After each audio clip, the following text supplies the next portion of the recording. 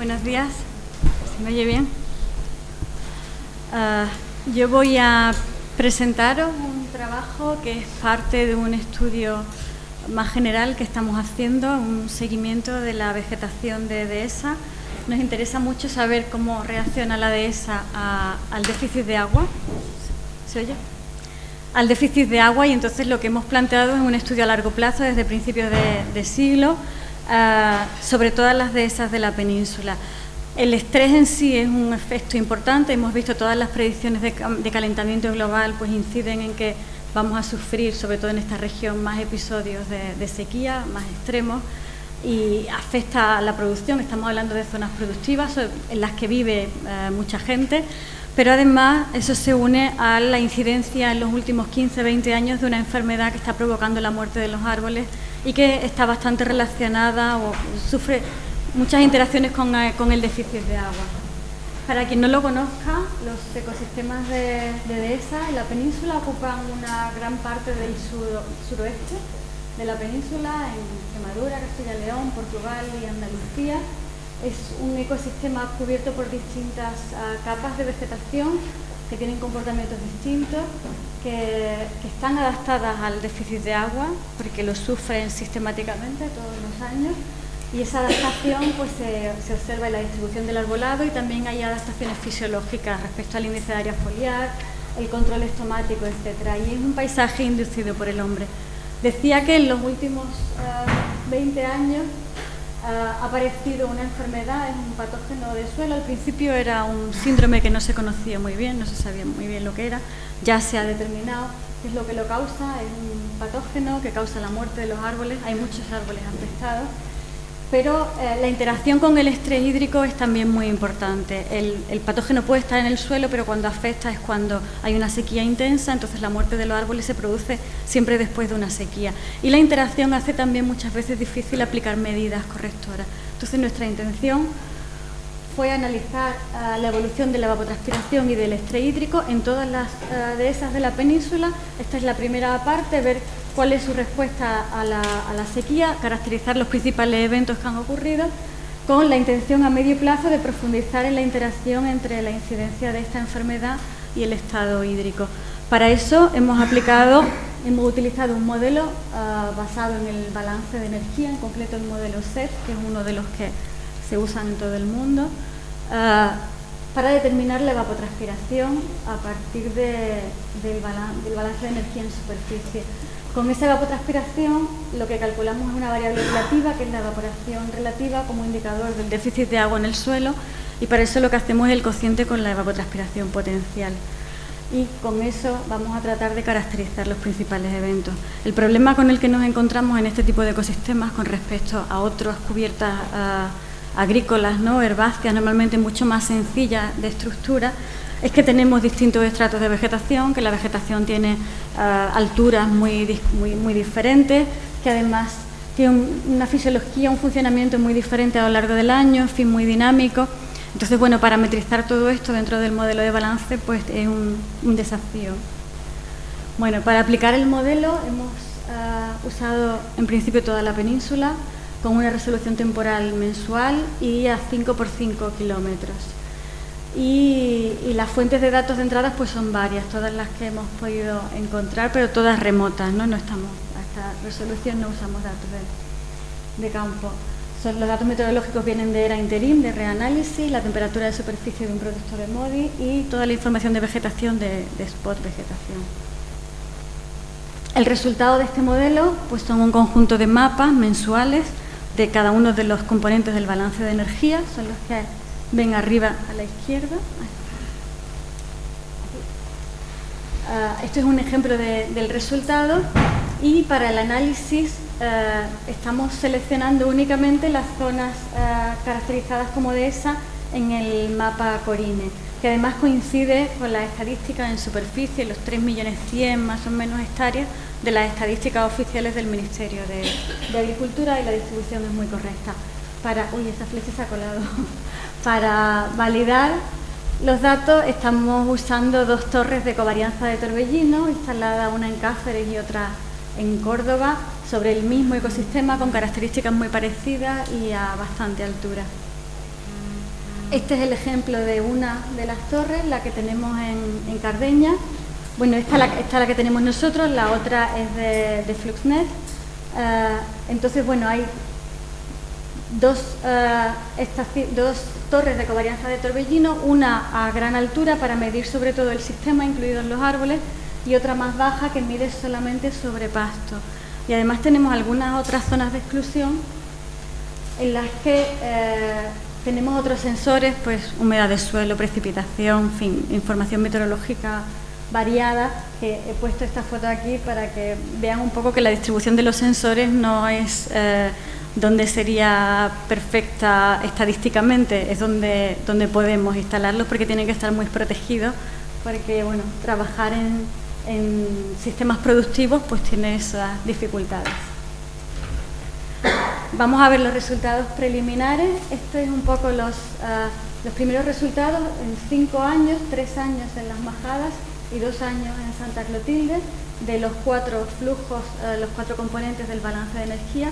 Vemos que en general se ajustan muy bien, con un poco más de dispersión en Santa Clotilde, pero los errores están, bueno, bien, son bastante ajustados dentro de los errores que normalmente ofrecen este tipo de modelos en otros sistemas incluso más sencillos, ¿no? Más homogéneos. Si nos fijamos primero en los gráficos de abajo, muy rápidamente, solo para ver que las dos zonas pues, son equivalentes, las dos tienen la misma cobertura arbórea, alrededor de un 20%.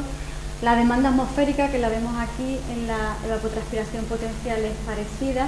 En Santa Clotilde llueve más, entonces soporta más vegetación, pero lo importante de este sistema, y eso ocurre en los dos, es que prácticamente evapotranspira, o sea, usa todo el agua que llueve, casi todo el agua que le llega, excepto algunos años en los que aquí no aparece la distribución de la lluvia, pero por ejemplo estos dos, prácticamente la mitad de la precipitación anual cayó en 1 o 2 meses, entonces en esos casos se producen escorrentías y no todo el agua la aprovecha la vegetación, pero en la mayor parte de los años de la serie la evapotranspiración está al límite de la precipitación. Si nos vamos arriba, lo que hemos calculado para determinar el impacto del estrés, la cantidad de agua, de sequía, la caracterización de la sequía, perdón, son las anomalías de evaporación relativa. Para eso hemos estandarizado los valores de evaporación relativa. Esto es evapotranspiración partido por evapotranspiración potencial, y es el número de desviaciones típicas que por encima o por debajo se aleja de la media, cada uno de los valores de la serie.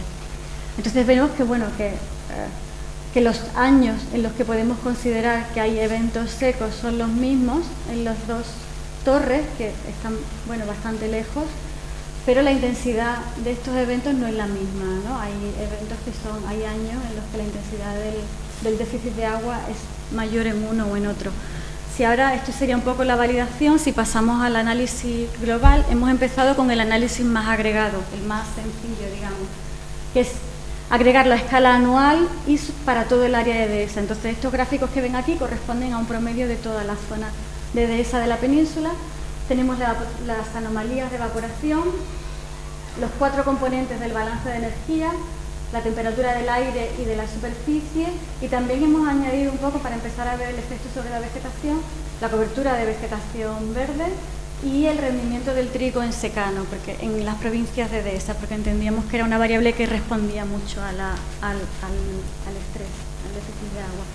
Entonces, bueno, vemos que hay 4 eventos de sequía importantes en este periodo, fundamentalmente 2, el último todavía estamos viendo qué pasa con él. El más intenso es el ocurrido en 2005, que hubo disminuciones significativas en la cobertura y sobre todo el trigo. Ese año hubo unas producciones cerca del 50% de la producción habitual, y además vemos aquí en el mapa ya la distribución, que es bastante generalizada. Eso pasó también en 2012, el otro año en el que también la distribución son los eventos más generalizados, mientras que en 2009 y en 2014 pues vemos que sí que se produce déficit, pero no en todas las zonas. Simplemente para ver un poco para tener un poco una visión de lo que ha pasado en todos estos años. Estos serían los 4 años que hemos marcado antes, y vemos que los años húmedos en general lo son en todas partes, pero hay bastante heterogeneidad dentro de la zona que nos interesa. pasamos al análisis mensual, que es un poco más desagregado. Entonces aquí lo que hemos puesto son las anomalías de evaporación, pero ya por meses, de forma que nos permite ver un poco la amplitud, en qué meses ocurre y qué intensidad en cada mes. Si además esto lo combinamos con la fracción de cobertura de vegetación, que es, como ven, muy oscila cada año, ¿no? Tiene una oscilación muy importante anual. La parte superior, los máximos de primavera corresponden a la vegetación al pasto. Entonces podemos ver un poco cómo los principales eventos, que son por ejemplo este, que es el de 2005 o el de 2007, cómo han afectado a la vegetación, a los diferentes estratos de vegetación, porque los máximos corresponden al pasto, mientras que en los mínimos el pasto está seco y aquí lo único que tenemos es cobertura arbórea. Entonces vemos que la cobertura arbórea ha sido afectada, pero menos, claro, una intensidad mucho menor que el pasto, y podemos ver un poco, bueno, ahí estamos, tratando de analizar cómo ha afectado a la vegetación, cómo ha respondido la vegetación a cada uno de esos eventos y qué años nos pueden servir para estudiar en qué zonas, si en zonas en las que ha afectado la enfermedad y en las que no ha afectado la enfermedad ha funcionado de la misma manera o de forma distinta. Resumiendo, pues el modelo nos ha proporcionado estimaciones suficientemente precisas para lo que necesitamos, validándolo con 2 torres durante 5 años, que las anomalías de evaporación derivadas de estos mapas pues han caracterizado 4 episodios de sequía anuales, ninguno muy extremo, ninguno de más de 12 meses, pero con diferente intensidad y extensión territorial. Y que estos eventos han afectado de forma diferente según la dinámica a cada uno de los estratos. Muchas gracias y aprovecho solo un minuto para invitarles a un simposio que estamos organizando este año en Córdoba, en mayo, de la IAHS, el Remote Sensing and Hydrology, que es una reunión a la que asisten científicos de mucho prestigio de todo el mundo. Se celebra cada 4 años. Las 2 primeras sesiones fueron en Estados Unidos, la tercera en China y la 4ª la vamos a hacer en Córdoba, así que la tenéis muy cerquita y por favor, venid. Gracias.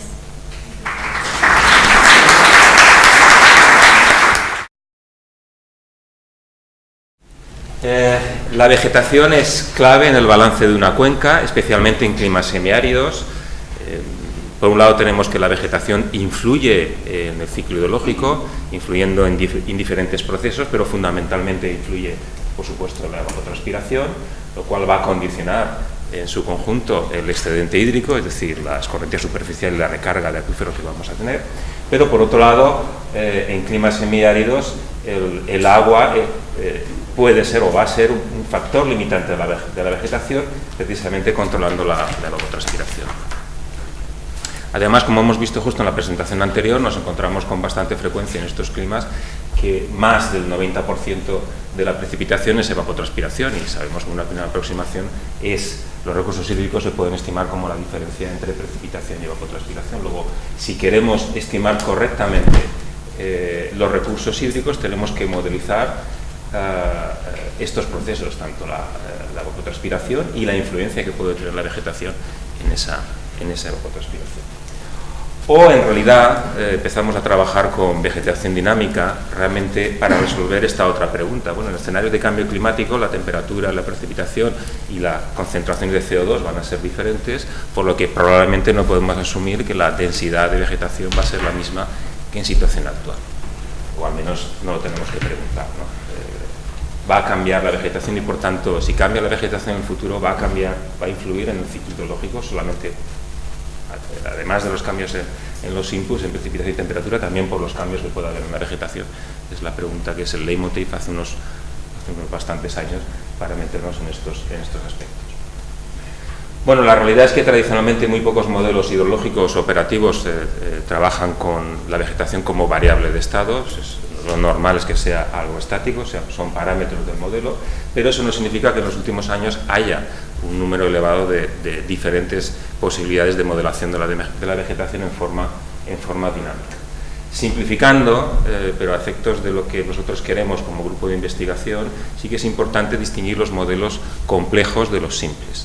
Los modelos complejos en principio deben dar una descripción más precisa de todos los procesos. Lo que es que muchas veces es una sensación, eso da lugar a una sensación, pero no estamos seguros de que el modelo esté funcionando correctamente. Por ejemplo, las ecuaciones tienen un efecto de escala. Estamos seguros que en el píxel de 500 por 500 metros o de 100 por 100 metros, la ecuación del metro, que es normalmente lo que estamos trabajando, o la ecuación del árbol del individuo es correcta en el píxel de 500 por 500 metros. Es decir, suelen dar, desde mi punto de vista, una sensación de total credibilidad que hay que chequear.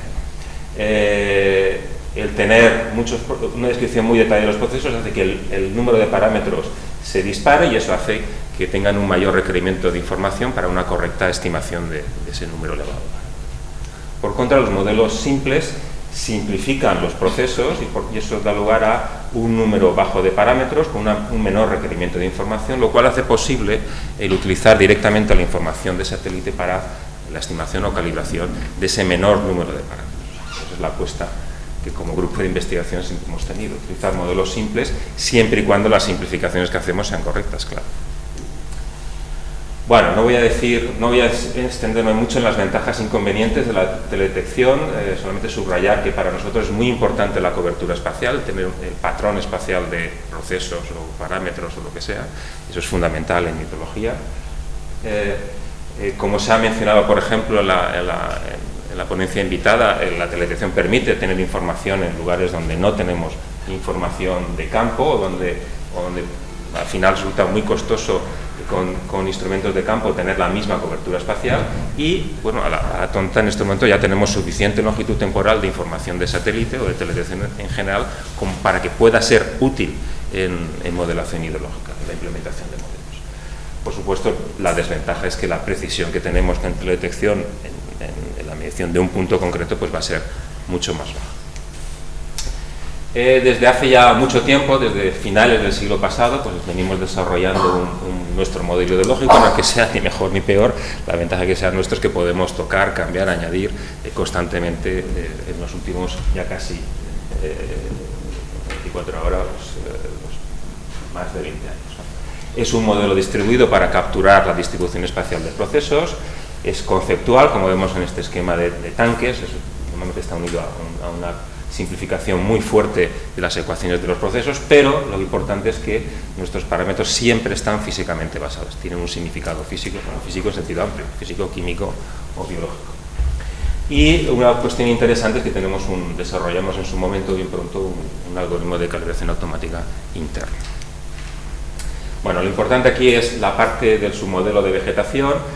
Solo utilizamos una variable de estado, es decir, estamos simplificando la vegetación a exclusivamente la biomasa foliar y las variaciones de la colocación fundamental de la biomasa foliar, es decir, la que crece, aumenta o disminuye esa biomasa, está basada en el concepto de uso eficiente de la luz, donde lo tenemos aquí. Este es el término de crecimiento de la vegetación, bueno, de la masa foliar realmente, esta es la respiración y esta es la senescencia, La conexión con el ciclo del agua es a través de este término, que es el estrés hídrico, que reduce el crecimiento de masa foliar, y al revés, la transpiración se ve afectada, si metemos la transpiración en el submodelo hidrológico, vía el LAI, que está relacionada podemos relacionar con la biomasa foliar.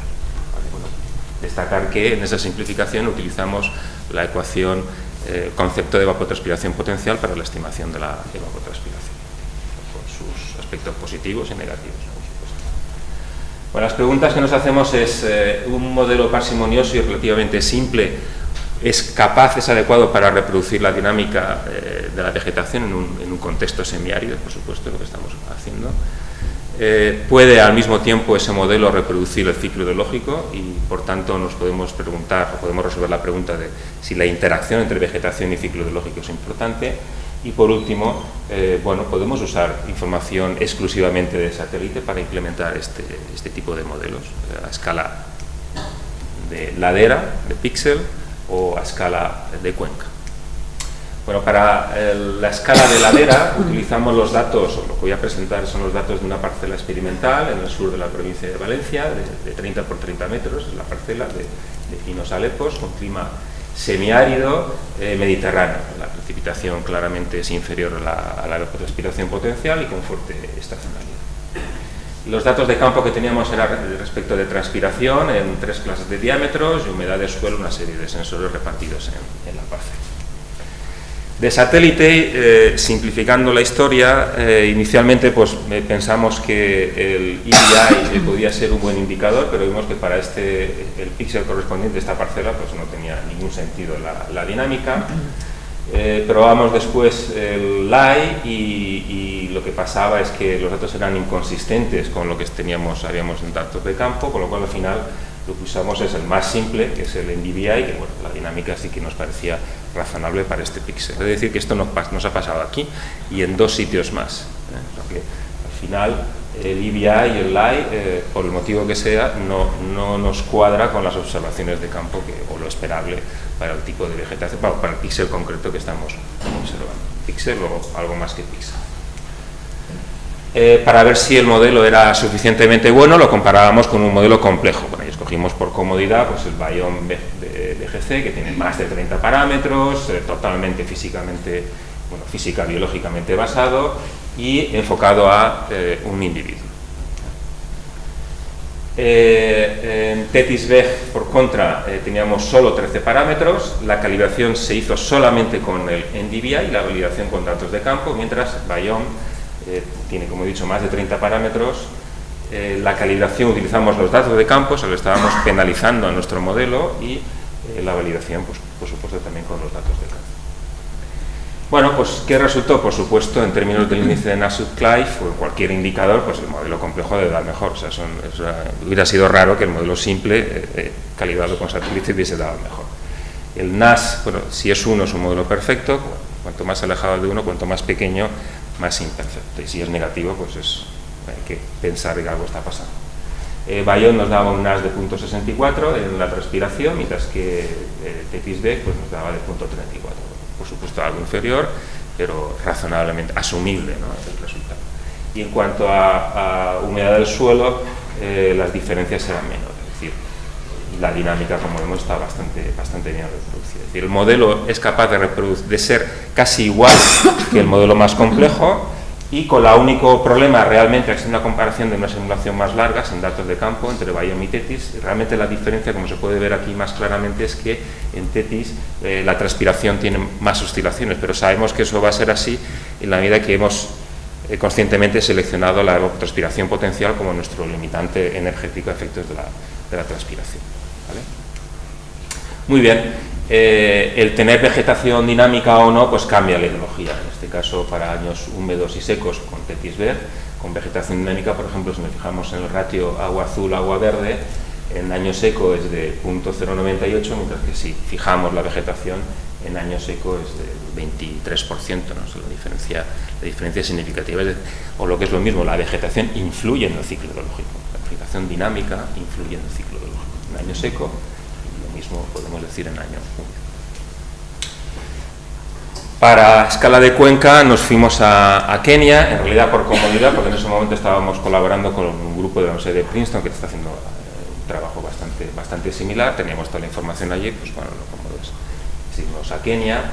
La cuenca en este caso es de 4.600 metros cuadrados. Teníamos caudal observado desde 1980 hasta 2002. Y el NDVI que utilizamos fue del 2000 hasta la actualidad proveniente de Moody's cada 8 días. Bueno, ¿cómo montamos? Aquí la clave está cómo hacer la calibración automática utilizando la información de satélite, ¿no? Cómo aprovechar el patrón espacial del NDVI para estimar nuestros parámetros. Bueno, pues lo que hicimos es hacer uso del concepto de autovectores o funciones ortogonales empíricas EOF. De tal manera que lo que teníamos eran los autovectores o patrones espaciales, sus varianzas explicadas y las cargas a lo largo del tiempo de cada uno de estos autovectores. En realidad, para obtener esos autovectores, la matriz que hay que montar es, bueno, del NDVI observado, nuestro LAI simulado, tienen que ser normalizados, el espacio son las columnas, el tiempo son las filas, y añadimos dos filas adicionales con las con los gradientes espaciales de NDVI y LAI. Y la función objetivo que utilizamos para estimar nuestros parámetros hidrológicos y de vegetación era la diferencia entre la evolución de las cargas en el tiempo simulado y observado, y los pesos que dábamos era función de las varianzas explicadas. Bueno, en calibración, los vectores, los autovectores, el primero, el más importante, o EOF, explicaba un 60% de la varianza, el segundo en torno a un 10% y al tercero ya un 5 o un 6%. Lo interesante es que vimos un claro parecido entre el autovector primero y el mapa de uso del suelo. Está muy relacionado con la distribución de uso del suelo. Esto ya son las cargas a lo largo del tiempo del EOF 1, el 2 y el 3. El EOF 1 está muy bien reproducido con el modelo una vez calibrado, y el EOF 2 y el EOF 3 pues algo menos, pero hay que tener en cuenta que el 1 está explicando el 60%. Lo que nos interesa es cuadrar muy bien el primer autovector. Fuimos a hacer en el periodo de calibración vimos también las correlaciones, por supuesto, entre el LAI simulado y el NDVI de satélite en cada píxel. En la mayor parte de la cuenca, en el caso del espacial, el coeficiente de Pearson es superior a 0.4, excepto en estas dos zonas, pero esas dos zonas coinciden con zonas de montaña donde ya el agua no es un factor limitante, son los nutrientes, y observamos en muchos píxeles oscilaciones muy fuertes, o sea, no reales, del NDVI. Nos preocupa mucho el fallar justo en estas zonas. En cuanto a las correlaciones espaciales agregadas por tres tipos de cubiertas, pues los valores medios están por encima de 0.45 y el comportamiento es mejor en el caso de los árboles respecto de matorral o respecto de herbazales. Fuimos a validación. En validación usamos 3 años, siempre más uno de calentamiento del modelo hidrológico, y utilizando el mismo procedimiento de autovectores y los estadísticos, pero en este caso añadimos el caudal del punto de desagüe observador, que no hemos utilizado para calibración. Bueno, respecto de los autovectores, pues el aspecto es parecido, las cargas en el tiempo se reproducen muy bien del principal y menos en el 2 y en el 3. La correlación temporal es bastante buena en la mayor parte de la cuenca y falla como cabía esperar, donde fallaba en calibración. La validación siempre tiene que quedar algo peor que la calibración. Y los coeficientes de correlación espacial para las tres cubiertas pues son algo peores, pero bueno, perfectamente asumidos. Luego, por tanto, nos parecía que la vegetación estaba bastante bien reproducida espacialmente con nuestro modelo parsimonioso. Nos fuimos a caudales y nos encontramos con la agradable sorpresa, que es la respuesta a la pregunta del título, de que sí, aquí están en negro los caudales observados en el punto de desagüe y en rojo los caudales simulados. El primer año, había un año de calentamiento, el primer año pues lo hace mal, el índice de NAS es negativo, pero hay que tener en cuenta que es un año especialmente seco, y en cambio en el año 2 y en el año 3 pues los índices son más que aceptables. Hay que tener en cuenta que estamos usando solamente información del comportamiento, la dinámica de la vegetación. Aquí hay muchas más cosas en el modelo. Por supuesto, no podemos calibrar con el NDVI, la rugosidad de los cauces, ¿no? Claro, evidentemente eso no lo podemos hacer. O las características del acuífero que está dando el flujo base. Esa es la incertidumbre, o eso es probablemente el origen del error en este punto, donde la clave está en la conexión río-acuífero, que evidentemente no tenemos nada de información. Bueno, yendo a conclusiones, hace ya mucho tiempo que tenemos claro que para una correcta estimación de los recursos hídricos es necesario contar con una buena estimación espacial y temporal de la precipitación, pero también de la evapotranspiración real. Si el agua es un factor limitante, pensamos que hay que introducir la vegetación como una variable de estado en la medida que hay interacciones entre vegetación y ciclo hidrológico. Bueno, afortunadamente con relativamente pocos parámetros somos capaces de obtener resultados aceptables, tanto de la dinámica vegetal, la evapotranspiración, como la humedad del suelo. Hemos encontrado una metodología para poder incorporar la información satelital, el proceso de implementación de nuestro modelo hidrológico o ecohidrológico, aunque tengo que decir que al final tengo que utilizar el producto de satélite menos elaborado, porque si nos íbamos a algo más elaborados no nos cuadraba, ¿no? Y por tanto no era posible, no nos fue posible utilizarlos.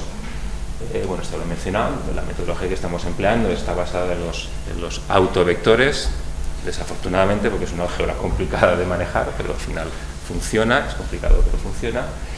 Y existe transferencia útil de información desde el INDI hasta buena parte de los parámetros hidrológicos, que tienen que ver con el balance en la parte superior del suelo. Claro, nada, no hay transferencia con la propagación en la red de cauces, no hay transferencia tampoco con lo que ocurre en la modelación del acuífero, pero en lo que es en la humedad del suelo, sí, y eso influye en recursos hídricos y también en realidad está influyendo en clima semiárido en el régimen de crecidas. Y nada más, muchas gracias por su atención.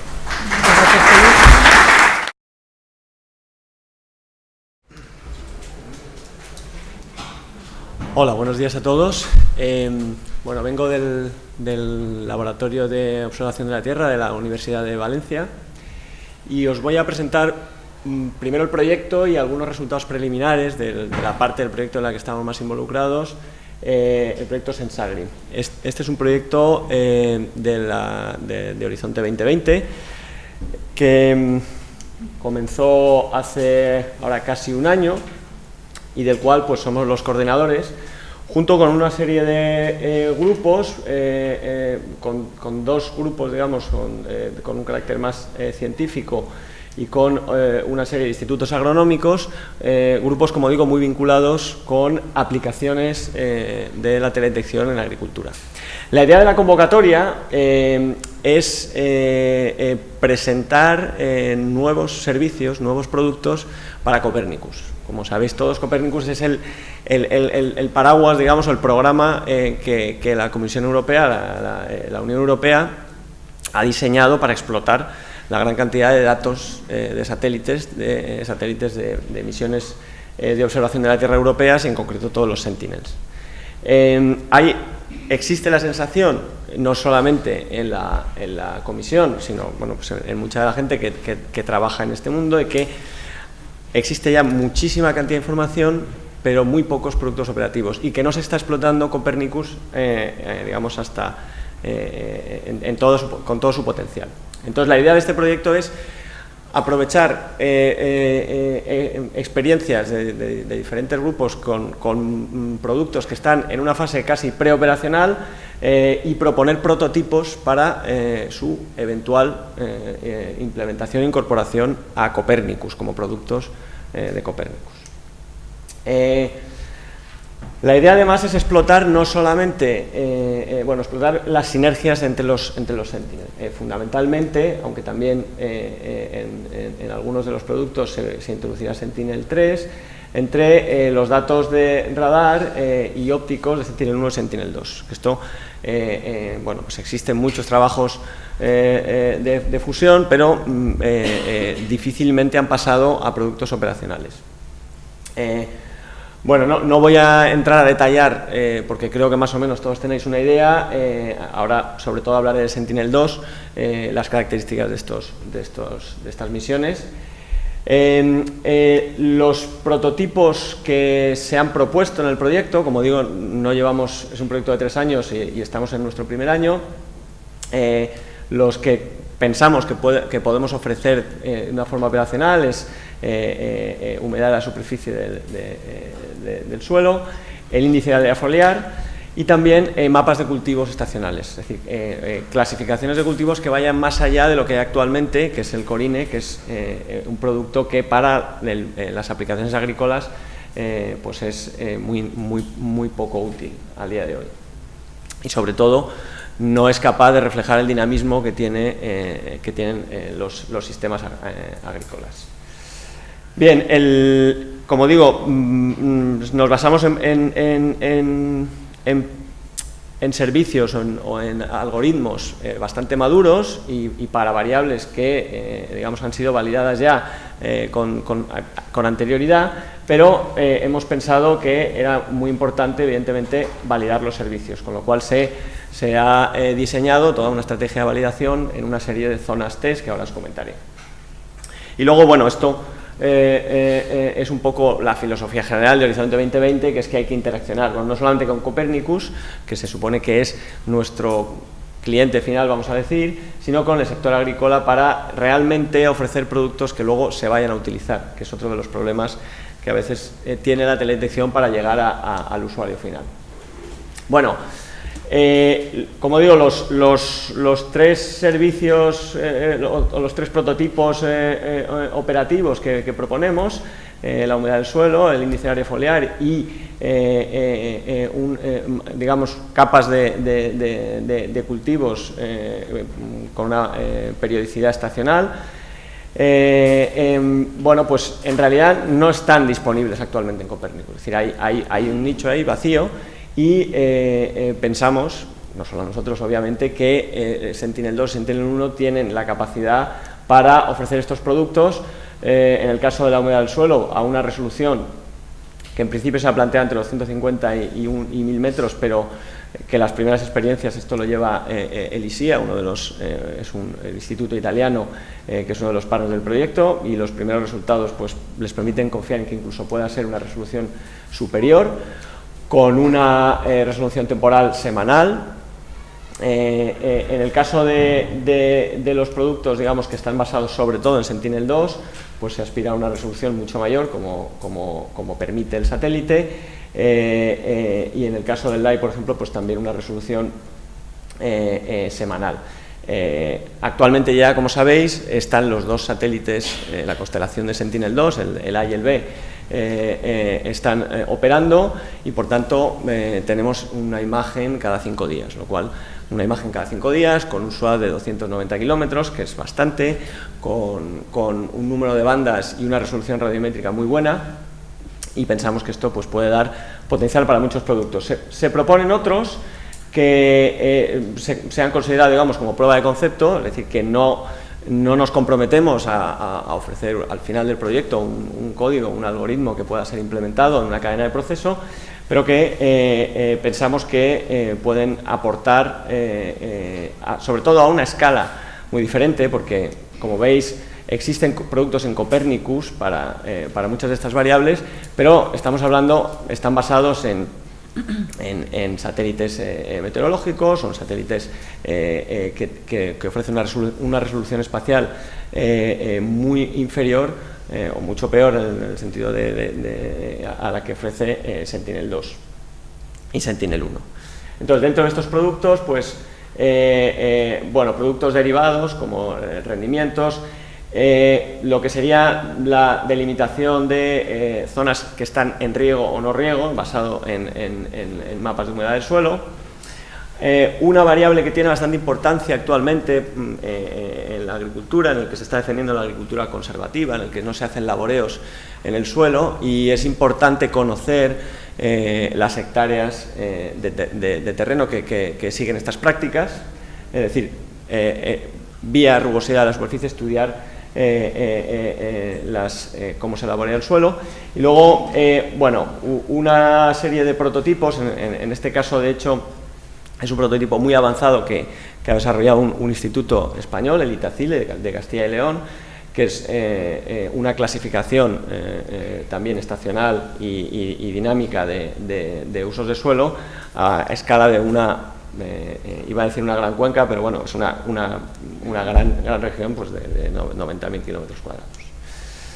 Bueno, no voy a detallar mucho, pero hemos definido para todas las variables una serie de campañas de validación. La primera ha tenido lugar durante este verano y está todavía en marcha, sobre todo para los temas de laboreo del suelo. Contamos con mucha información de varios sitios europeos, de partners del proyecto, pero también hemos incorporado dos sitios, bueno, unos sitios fuera de Europa, de la GECAM y en Argentina. Bueno, esto es un esquema de cómo funciona el proyecto y me voy a centrar en la parte, bueno, aparte del management y estas cosas, y la explotación, diseminación y estas cosas que conllevan este tipo de proyectos y que son responsabilidad de la Universidad de Valencia. Somos responsables de la implementación de uno de los servicios, que es en el que me voy a detener un poco, mostrando los primeros resultados que hemos obtenido, que es precisamente el de obtención del índice de área foliar, o LAI, a partir de Sentinel-2 preferentemente. Como, no voy a decir novedad, pero como valor añadido, porque pensamos que Sentinel-2 tiene el potencial de ofrecer también este tipo de productos, la idea es ofrecer un producto doble. Normalmente el LAI es el índice de área foliar de la vegetación verde, pero sobre todo en los ecosistemas mediterráneos, bueno, y en gran parte del planeta, bueno, la vegetación durante y muchos cultivos durante determinadas fases de su ciclo fenológico tienen, es decir, ocupan, proyectan y tienen una cantidad de biomasa seca que no cuantifica el LAI verde convencional. Esto, sobre todo para modelos de balance de carbono, es muy importante, porque esto sigue siendo biomasa de la vegetación, aunque digamos no sea reflejado por los índices de vegetación clásicos o por el índice de área foliar, entendido como el de la vegetación verde.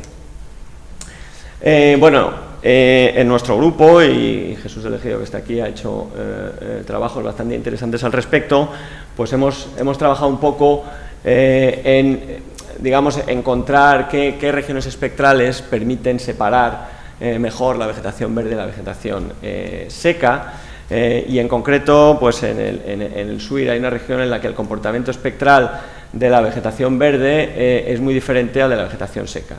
Y bueno, pues con datos aeroportados, de campañas de campo, etcétera, o de sensores hiperespectrales a los que hemos podido acudir, da bastante buen resultado. Sentinel-2 no tiene esas bandas, no permite, digamos, hacer esos índices de LAI, bueno, lo hemos llamado LAI marrón, LAI brown, bueno, se le suele llamar. Pero no obstante tiene una serie de bandas en el infrarrojo y también en el Red Edge, que, como veréis luego, tienen bastante potencial también para separar la vegetación verde de la vegetación seca. Bueno, el enfoque que se ha seguido hasta ahora, aunque, digamos, dentro del proyecto vamos a probar métodos, digamos, más físicos, es decir, inversión, o sea, con modelos de vegetación, inversión de los modelos, pero el método que se ha probado con mejores resultados, dentro de nuestro grupo hay gente que está trabajando desde hace años en los procesos gaussianos, que es un método de estos que se engloban, ¿no?, los métodos de aprendizaje máquina, ¿no?, de inteligencia artificial. Bueno, en fin, esto quizás es demasiado, pero bueno, básicamente es un método de regresión que tiene dos ventajas fundamentales a la hora de su aplicación práctica, y la principal es que permite, digamos, que el propio método genera no solamente los mapas de la variable estimada, sino un mapa de cuál es la incertidumbre del modelo. Esto es, digamos, una representación. No voy a entrar en la matemática del asunto porque, entre otras, no creo que se fuera capaz de describirlo bien, pero en cualquier caso, a diferencia de los modelos paramétricos, no hacen ninguna suposición previa de los parámetros del modelo, y el ajuste, digamos, de la función se va ajustando a los datos, y en función de la densidad de los datos la incertidumbre es mayor o menor en diferentes zonas, digamos, de los valores que puede tomar la variable.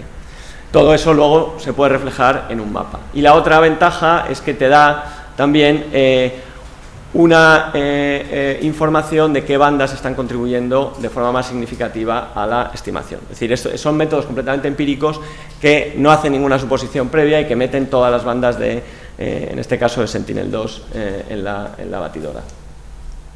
Bueno, todavía no hemos contado con datos, con muchos datos, solamente de algunos de las primeras campañas que se han hecho, en concreto 2 campañas que hemos hecho en Valladolid y en Valencia, ya en el contexto de Sensagri, pero bueno, tenemos datos previos de campañas que se han hecho para experimentos previos de la Agencia Espacial Europea, con datos aeroportados. Un minuto. ¿Solo un minuto? Pues me he extendido demasiado. Bien, entonces, bueno, esto lo hemos validado con un modelo, digamos, de validación cruzada, y todo utilizando un paquete de software que tenemos que se llama ARMO, que, bueno, os invito a utilizar.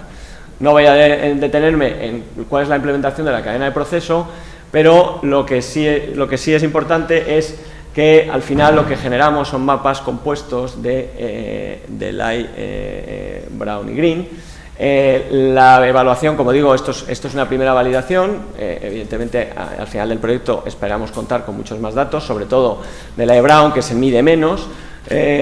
Como veis, pues por los estadísticos, evidentemente el Light Brown está funcionando un poco peor.